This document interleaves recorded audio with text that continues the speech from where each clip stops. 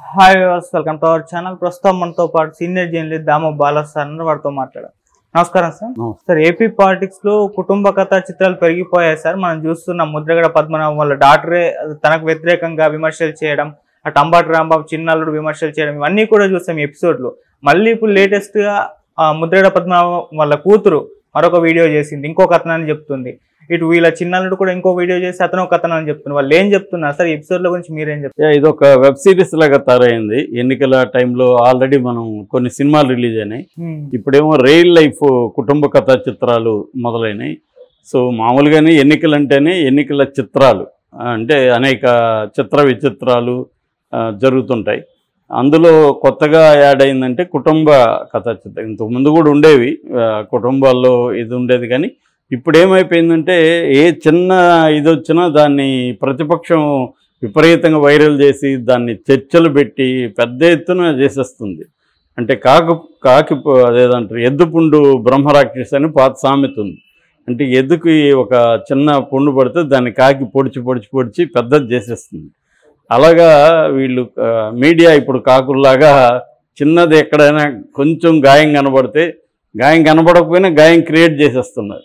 చేసి దాన్ని పెద్ద చేసేస్తున్నారు. సో అలాగా ఇప్పుడు కొత్తగా మళ్ళీ వీడియోలు మనం ఆల్రెడీ అంబటి రాంబాబు అల్లుడు డాక్టర్ గౌతమ్ వీడియో గురించి విశ్లేషించాను నేను రెండు సార్లు. ఎందుకంటే ఆయన ఏం చెప్పాడు, మళ్ళీ అంబటి రాంబాబు ఏం చెప్పాడు, 2 సార్లు చెప్పుకున్నాం. అట్లాగే ముద్రగడ కూతురు క్రాంతి, అమ్మాయి పేరు, ఆమె ఏం చెప్పింది, వాళ్ళ నాన్న ఏం చెప్పాడు, అవి చెప్పుకున్నాం. ఇప్పుడు మళ్ళీ రెండో రౌండ్ మళ్ళీ గౌతమ్ స్టార్ట్ చేశాడు. మళ్ళీ క్రాంతి ఈరోజు ఒక వీడియో రిలీజ్ చేసింది. ముందుగా అంబటి రాంబాబు విషయానికి వస్తే, డాక్టర్ గౌతమ్ ఇష్యూ ఏందనేది ఫస్ట్లో అతను ఏం చెప్పలేదు. చెప్పకుండా మా మామ నీచుడు, నికృష్టుడు, దరిద్రుడు, శవాల మీద పేలాలు ఏరుకుంటాడు, అతను ఇప్పుడు ఒక పబ్లిక్ పోస్ట్కి కంటెస్ట్ చేస్తున్నాడు, అతను ఓడించండి అని పిలిపించాడు.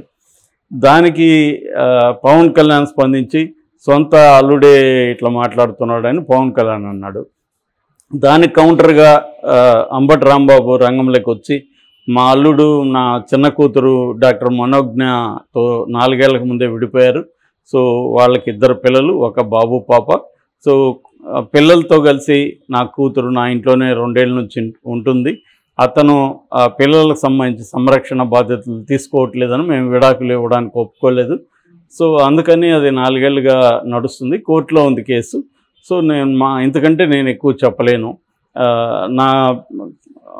అతని సొంత పిల్లల్ని కూడా వదిలేసిన అతన నీచుడు, నేను నీచుడు, మీరే తేల్చుకోండి అన్నట్టుగా ఆయన ఒక వీడియో చేశాడు.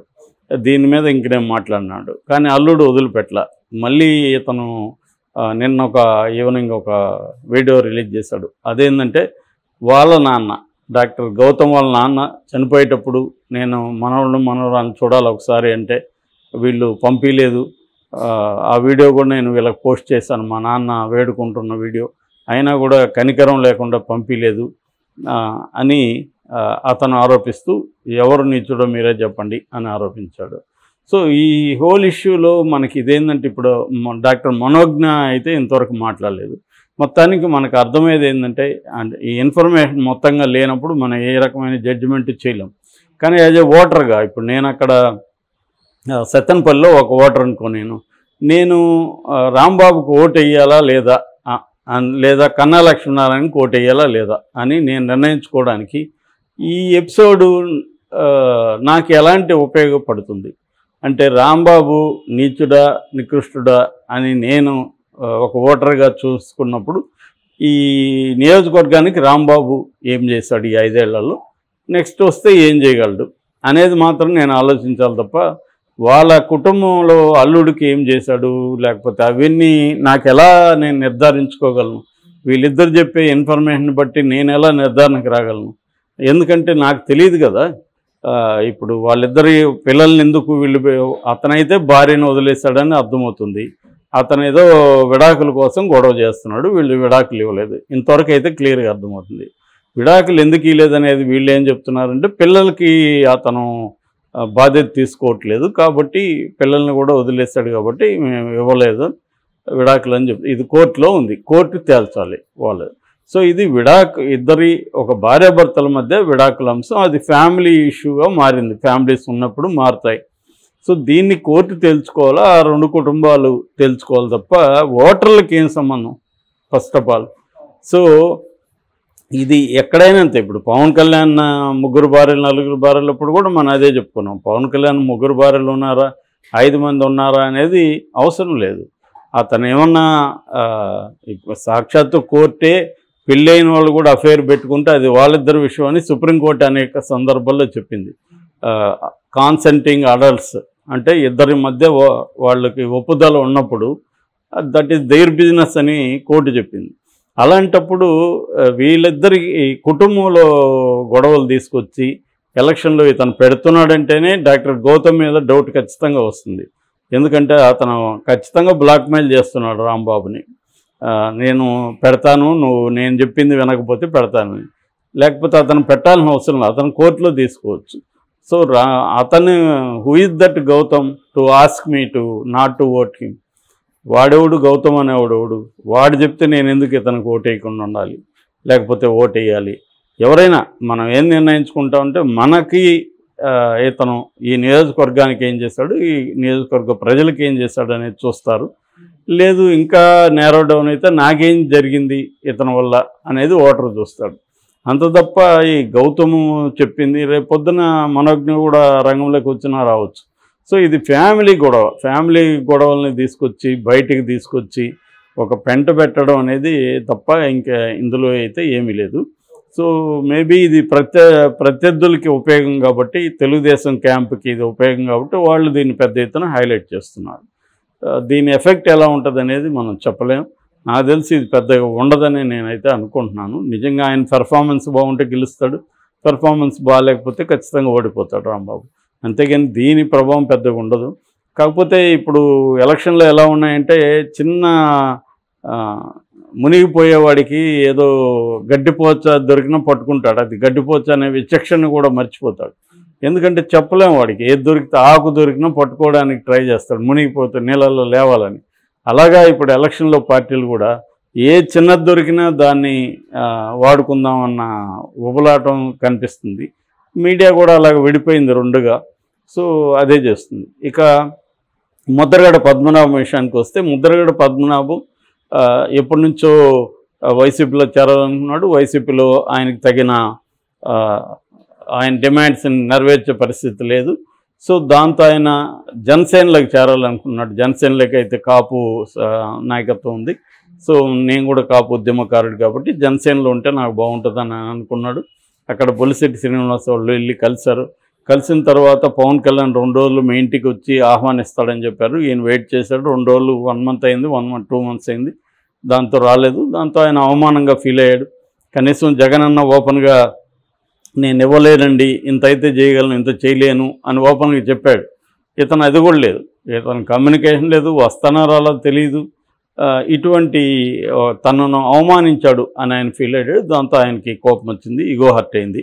At the same time Jagan మీరు అన్కండిషనల్గా వస్తే పార్టీలోకి రండి అని చెప్పాడు. సో మరి అతనికి ఏమి హామీలు ఇచ్చాడో మనకు తెలియదు. ఖచ్చితంగా హామీలు ఏవో ఇచ్చుంటాడు. నేను అధికారంలోకి వస్తే మీకు ఏదో ఒక నామినేషన్ కాపు కార్పొరేషన్ చైర్మన్ ఏదో ఒకటి చేస్తానని చెప్పుండొచ్చు. సో ఏదేమైనా అతను అన్కండిషనల్గా నేను వైసీపీలో చేరని అన్నాడు. సో జగన్ నేచురల్గా ఆయనకి ఇచ్చిన టాస్క్ ఏంటంటే అది ఆయనకు కూడా కోరుకున్నదే, పిఠాపురంలో పవన్ కళ్యాణ్ ఓడించడం. దాంతో ఆయనకు కొంత కాపుల్లో ఉండే పెద్దవాళ్లతో కొంత దగ్గర సంబంధాలు ఉన్నాయి, కాపు యూత్తో అంత లేవు. సో అందుకని ఆయన టార్గెట్ చేస్తూ పవన్ కళ్యాణ్ని ఓడించడానికి అక్కడ ట్రై చేస్తున్నాడు. ఆల్రెడీ పవన్ కళ్యాణ్కి రకరకాల ఇబ్బందులు ఉన్నాయి అక్కడ. అంటే వర్మ ఎంత మాత్రం పవన్ కళ్యాణ్కి హెల్ప్ చేస్తాడా అన్నది ఒక డౌట్ ఉంది. సో దాని మీద రకరకాలు, నిన్న కూడా ఒక వీడియో ఏదో రిలీజ్ చేశారు. ఆయన ఏదో మాట్లాడుతుంటే దాన్ని అటు ఇటు మధ్యలో కట్ చేసి వైసీపీ వాళ్ళు పవన్ కళ్యాణ్కి ఓటేయద్దు అని వర్మ చెప్తున్నట్టు ఒక వీడియో చేశారు. సో ఇలాంటి ఏదేమైనా వర్మ రోల్ మీద కొంత ఇబ్బంది అయితే ఉంది, ఇబ్బంది క్రియేట్ చేస్తున్నారు కూడా వైసీపీ వాళ్ళు. అటువైపు ఏమో వైసీపీ తరఫున మిథున్ రెడ్డి ఆధ్వర్యంలో ఇటు దూరంపూడి చంద్రశేఖర్ కావచ్చు, పెండం దొరబాబు కావచ్చు, ఇలాంటి వాళ్ళంతా మోహరించి అక్కడ పెద్ద ఎత్తున మండలాల వారిగా నాయకులను పెట్టి అక్కడ కులాల వారిగా మీటింగ్లు పెట్టి పెద్ద ఎత్తున పవన్ కళ్యాణ్ని ఓడించడానికి అక్కడ డబ్బులు కూడా పెద్ద ఎత్తున వైసీపీ పెడుతుంది. సో ఈ కాంటెక్స్లో పవన్ కళ్యాణ్కి దిక్కు దోచట్లేదు అనేది అర్థమవుతుంది. సో అతను ముందు జబర్దస్త్లను దించాడు, తర్వాత సీరియల్లోని దించాడు, తర్వాత తన కుటుంబంలోని హీరోలను వరుసగా దించుతూ వస్తున్నాడు. ఇప్పుడు చిరంజీవి కూడా రాబోతున్నాడని తనవరు రామ్ చరణ్ రంగంలో దిగాడు, ఆల్రెడీ ట్వీట్ చేశాడు. సినిమాలు నాని లాంటి వాళ్ళ దగ్గరంతా ట్వీట్లు చేయిస్తున్నారు. ఇట్లా తన బలాన్ని కూడా అక్కడ ట్రై చేస్తున్నాడు పవన్ కళ్యాణ్ పెద్ద ఎత్తున. ఈ కాంటెక్స్ట్లో ముద్రగడ తనకి ఇబ్బందిగా మారుతున్నాడు. ఎందుకంటే కాపులని చీల్చగలిగిన శక్తి ఉన్న వ్యక్తి అక్కడ ముద్రగడ, వంగగీతతో పాటు. సో వంగగీత ముద్రగడ కలిస్తే కాపులో గణనీయమైన 90,000 ఓట్లలో గణనీయమైన ఓట్లను చీల్చగలరు. అందుకని ముద్రగడ ఇమేజ్ని దెబ్బతీయడం కోసం వాళ్ళ కూతుర్ని రంగంలోకి తీసుకొచ్చారు. ఆల్రెడీ కూతురికి ఆయనకి ఏదో ఇబ్బందులు ఉన్నాయి. సో ఆమె రంగంలోకి వచ్చి ఆమె ఆరోపించింది. ఈరోజు మార్నింగ్ మళ్ళీ వీడియో పెట్టింది. అదైతే క్లియర్గా ఆమె బట్టి చెప్తున్నట్టుంది. ఎవరైనా చూస్తే ఆ వీడియో నేను వచ్చాను చేశాను అదేమంటే అని బట్టి ఎట్లా చెప్తుంది అలా చెప్తుంది. జగన్ జోకర్ అని చెప్తుంది, గాంజా కింగ్ అని చెప్తుంది. అలాంటి వాడు మా నాన్న జగన్ జోకర్ నమ్ముతున్నాడు.